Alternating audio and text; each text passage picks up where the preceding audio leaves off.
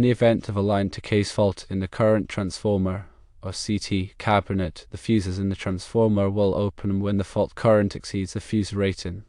This happens because the CT secondary circuit typically has a low impedance. The fault current will flow through the CT windings, then through the transformer primary winding, and finally through the fuses. This high current will cause the fuses to melt and open, which isolates the transformer from the fault. The potential for an energized metal enclosure poses a danger, but the fuses should open quickly enough to prevent significant arcing or heating of the enclosure. A galvanized mast of a service may glow due to unopened fuses if the fault current is high enough and the fault duration is long enough.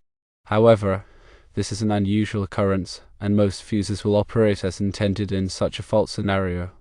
The CT cabinet should be grounded to ground rods for lightning protection. This is because the cabinet is connected to the electrical system and could be energized in the event of a fault or surge. Grounding the cabinet provides a low impedance path for lightning currents to flow to the earth, which reduces the risk of damage to the equipment or personnel. The ground rods for the CT cabinet should be connected to the utility ground rod, if possible. This provides a common grounding system for all electrical equipment at the site, which is desirable for both safety and performance reasons. The grounding system should be designed in accordance with applicable electrical codes and industry best practices. Considering the National Electrical Code, or NEC, some key aspects of grounding and bonding should be considered. Article 250.4 outlines general requirements for grounding and bonding of electrical systems. This section emphasizes the need for electrical systems to be grounded in a manner that limits the voltage imposed by lightning, line surges, or unintentional contact with higher voltage lines, and that stabilizes voltage to earth during normal operation. It also discusses the need to facilitate overcurrent device operation. Article 250.50 covers the grounding electrode system, which is the means by which the electrical system is connected to the earth.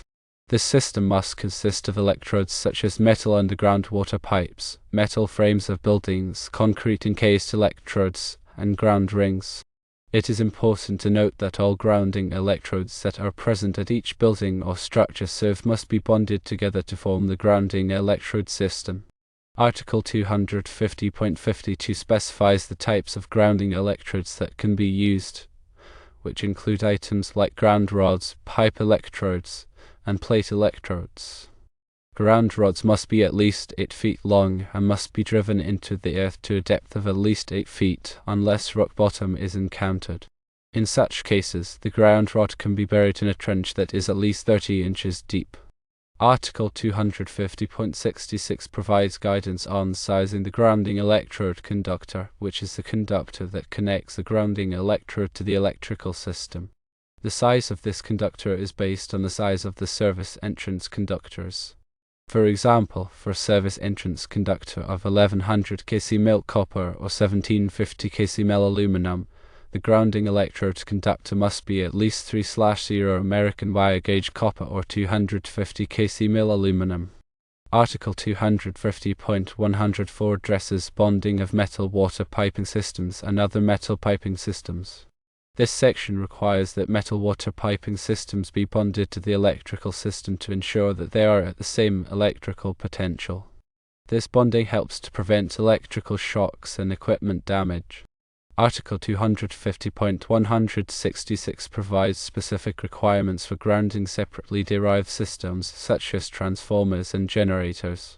This section requires that these systems be grounded in accordance with specific rules that depend on the type of system and its application. In the context of a CT cabinet, several of these NEC articles are particularly relevant. Firstly, ensuring that the CT cabinet is properly grounded as per Article 250.4 is crucial for safety. This involves connecting the cabinet to a grounding electrode system that meets the requirements of Articles 250.50 and 250.52. Secondly, the grounding electrode conductor connecting the CT cabinet to the grounding electrode system must be appropriately sized according to Article 250.66. Thirdly, if the CT cabinet is located near metal water piping or other metal structures, these should be bonded to the grounding system as per Article 250.104 to maintain equipotential bonding. Finally, if the CT cabinet is associated with a separately derived system, Article 250.166 must be followed to ensure proper grounding of that system. Understanding and implementing these NEC requirements is vital for ensuring the safety and reliability of electrical installations involving CT cabinets. This ensures adequate protection against faults, lightning strikes, and other electrical hazards. Additionally, industry best practices recommend regular inspections and maintenance of grounding systems to verify their continued effectiveness. This includes checking the condition of grounding conductors, connections, and electrodes, as well as performing ground resistance testing to ensure that the grounding system is performing as intended. In summary, the grounding of a CT cabinet should adhere to both NEC requirements and industry best practices to provide a safe and reliable electrical installation. The fuses in the transformer are designed to open when a fault current exceeds their rating. This is a critical safety mechanism to prevent damage and hazards. In typical installations, the CT secondary circuit has low impedance. This low impedance allows a high fault current to flow rapidly through the CT windings and transformer primary winding when a line to case fault occurs. The high current generates heat in the fuse element, causing it to melt and break the circuit. The speed at which a fuse opens depends on several factors, including the magnitude of the fault current and the fuse's time current characteristics. Fuses are designed to operate quickly enough to limit the duration and magnitude of the fault current, which minimizes the potential for arcing, heating, and damaged equipment. However, if the fault current is relatively low or if the fuse is not properly sized, it may take longer to open, which can increase the risk of damage.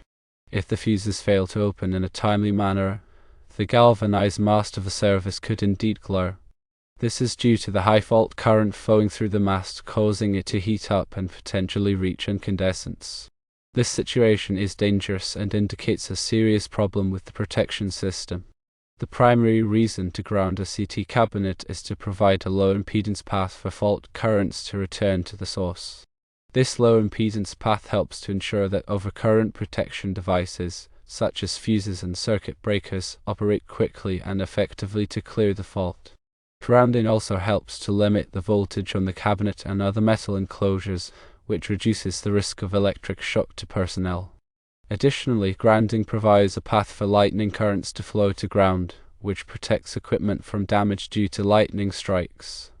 When grounding a CT cabinet, it is important to follow applicable electrical codes and standards, such as the NEC. These codes specify the minimum requirements for grounding and bonding electrical equipment. They also provide guidance on the selection and installation of grounding conductors, electrodes, and other components. The NEC emphasizes the importance of creating a low-impedance ground fault current path to facilitate the operation of overcurrent protection devices. This is achieved through proper grounding and bonding techniques. A common grounding system is generally preferred for all electrical equipment at a site. This helps to ensure that all metal enclosures and equipment are at the same electrical potential, which reduces the risk of electric shock and equipment damage. The utility ground rod is typically connected to the neutral conductor of the electrical service, which provides a reference point for the electrical system. Connecting the CT cabinet ground to the utility ground rod helps to maintain a common ground reference. This can improve the performance of the electrical system and reduce the risk of voltage imbalances. There are several types of grounding electrodes that can be used, including ground rods, ground plates, and concrete encased electrodes, also known as UFR grounds. The selection of the appropriate grounding electrode depends on the soil conditions and other factors. Ground rods are typically driven into the earth to a depth of at least 8 feet, as required by the NEC. Ground plates are buried in the earth at a depth of at least 30 inches. Concrete encased electrodes are encased in concrete foundations or footings. The size of the grounding conductor must be sufficient to carry the available fault current. The NEC provides guidance on sizing grounding conductors based on the size of the service entrance conductors. The grounding conductor must be securely connected to the grounding electrode and to the CT cabinet. Connections must be made using approved connectors and methods. Proper grounding and bonding are essential for the safety and reliability of electrical systems. Failure to properly ground and bond electrical equipment can result in electric shock, equipment damage, and fire hazards. Regular inspections and maintenance of grounding systems are important to ensure that they are functioning properly. Inspections should include checking the condition of grounding conductors, connections, and electrodes. Ground resistance testing should be performed to verify that the grounding system is providing a low impedance path to ground. In summary, grounding the CT cabinet to ground rods for lightning protection is essential. Connecting these ground rods to the utility ground rod is desirable. This setup forms a common grounding system for both safety and performance. Design the grounding system according to electrical codes and industry best practices.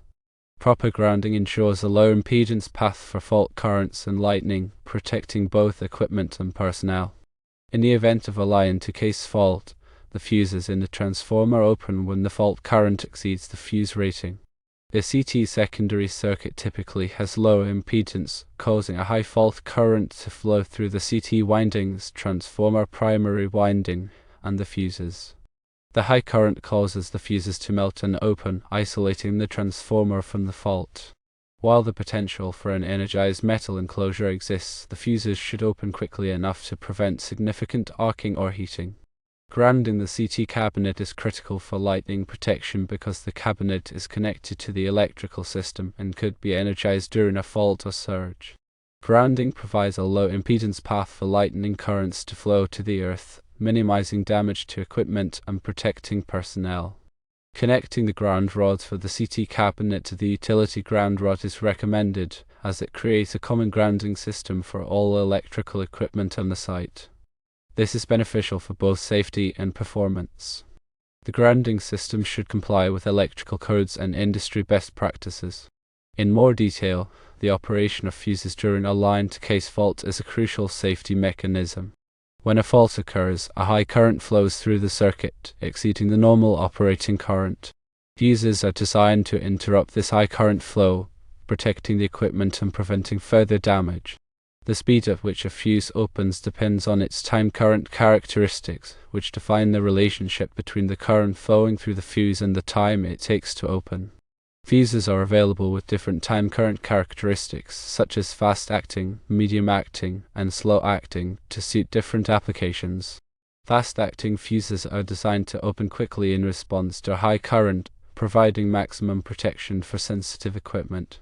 Slow-acting fuses are designed to tolerate short-duration overloads, such as those that occur when starting a motor, while still providing protection against sustained overcurrents. The selection of the appropriate fuse depends on the specific application and the characteristics of the load. The NEC provides guidance on fuse selection, including the maximum allowable fuse size for different types of circuits and equipment. In addition to fuses, circuit breakers are also used to protect electrical circuits from overcurrents. Circuit breakers are electromechanical devices that automatically interrupt the circuit when an overcurrent is detected. Circuit breakers can be reset after they have tripped, unlike fuses, which must be replaced. Circuit breakers are available with different trip characteristics, such as instantaneous trip, inverse time trip, and definite time trip. Instantaneous trip circuit breakers are designed to open immediately when a high current is detected, providing maximum protection against short circuits. Inverse time trip circuit breakers have a trip time that is inversely proportional to the current, meaning that they trip faster for higher currents.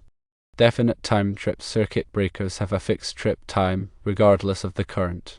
The selection of the appropriate circuit breaker depends on the specific application and the characteristics of the load. The NEC provides guidance on circuit breaker selection, including the maximum allowable circuit breaker size for different types of circuits and equipment.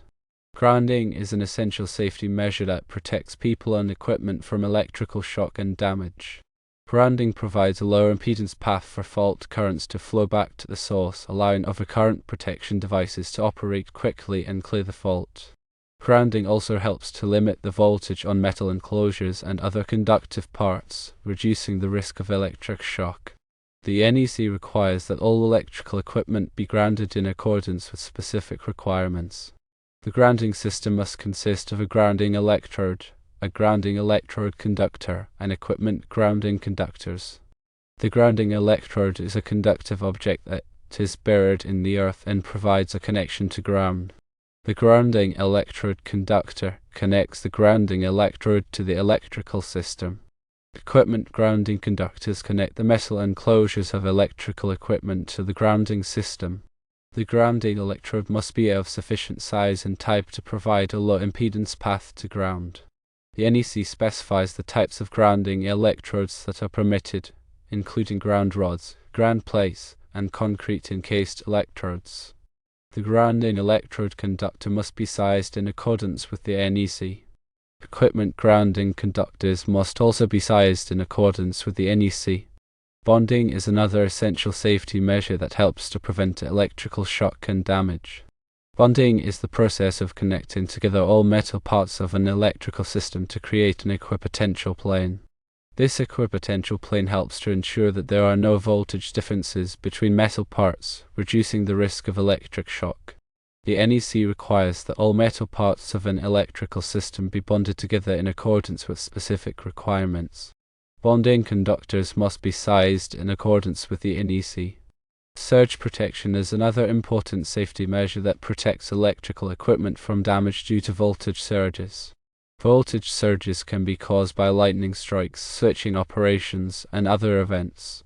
Surge protective devices, or SPDs, are designed to limit the magnitude of voltage surges, protecting electrical equipment from damage. SPD are available in different types and sizes to suit different applications. The selection of the appropriate SPD depends on the specific application and the characteristics of the electrical system. The NEC provides guidance on SPD selection and installation.